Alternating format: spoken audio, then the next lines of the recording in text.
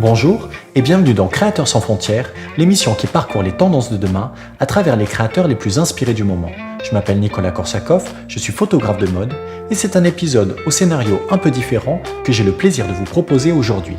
Avec mon amie styliste Elodie Ivars, nous avons décidé d'inverser nos rôles, c'est elle qui m'interroge et c'est moi qui l'habille. Je vais donc lui suggérer 2 looks constitués de plusieurs marques de créateurs.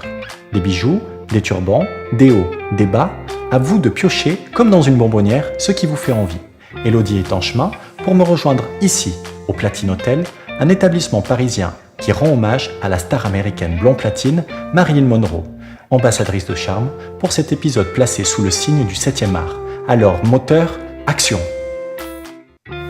Je m'appelle Elodie Ivars et mon métier, c'est styliste. En quoi ça consiste ? Je me charge en fait de créer des looks dans l'air du temps, adaptés à mon client, qui peut être un artiste pour son concert, une boutique pour sa vitrine, un animateur pour son émission, et tous ceux qui ont besoin d'un cocktail d'idées pour s'habiller. Aujourd'hui, on redistribue les cartes dans cet épisode de Créateurs sans frontières, puisque j'ai donné la mission à Nicolas de jouer mon rôle et de me proposer 2 looks, pour choisir celui que je porterai lors d'une soirée avec mes copines. Seule condition, il faut que ce soit festif, et j'ai hâte de voir ça.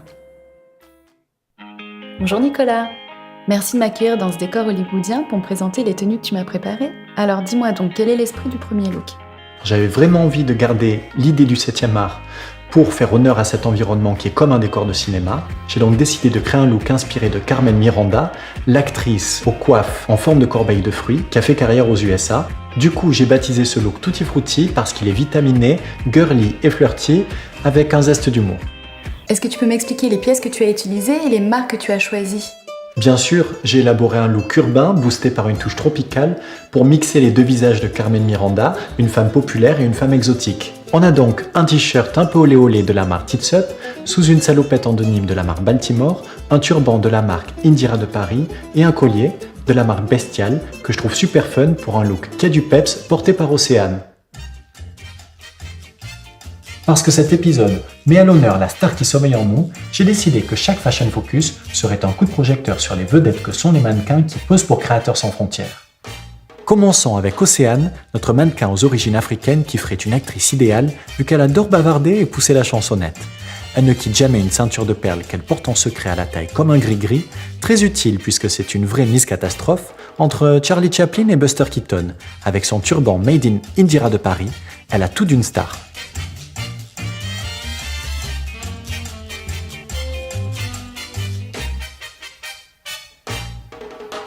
Deuxième tenue, deuxième proposition. J'imagine que tu as suivi ton fil conducteur pour nous concocter une inspiration sortie tout droit des studios d'Hollywood. Tout à fait. Je ne pouvais pas dérouler la pellicule sans m'inspirer de celle qui nous accueille aujourd'hui, Marilyn Monroe. J'ai donc confectionné un look que j'ai baptisé Baby Doll, qui reprend certains codes des tenues les plus emblématiques de la star, un tutu, du rose, des fleurs, pour un look glamour et candide comme Marilyn. Peux-tu me décrire les marques que tu as choisies pour cette tenue ? Pour ce look Baby Doll, j'ai déniché un tutu auprès de la marque Bipopi spécialisée dans ce produit.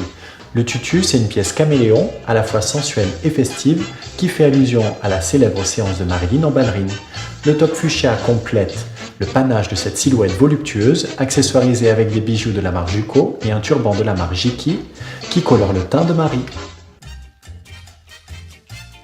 Toujours dans cette optique de mettre au premier plan celle qui se cache derrière les marques des créateurs qu'elle porte, je vous présente Marie, notre mannequin d'origine asiatique.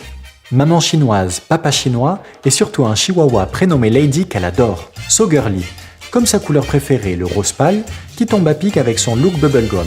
Elle a d'ailleurs eu les cheveux de cette couleur, mais aussi violet, roux et blond, comme Marilyn, puisque les hommes préfèrent les blondes. Aujourd'hui brune, elle est so chic avec son tutu Bipopi.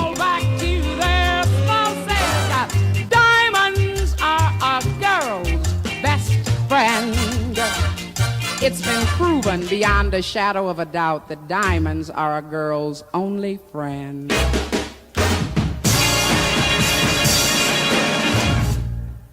Comme disait Marilyn, un sourire est le plus beau maquillage qu'une femme puisse porter. Et j'espère que cet épisode vous aura donné le sourire à travers les couleurs de toutes ces pièces de créateurs. Jiki, Tits Up, Baltimore, Indira de Paris, Juco, Bestial et Bipopi, rendez-vous dans notre générique pour connaître l'adresse de leur site internet.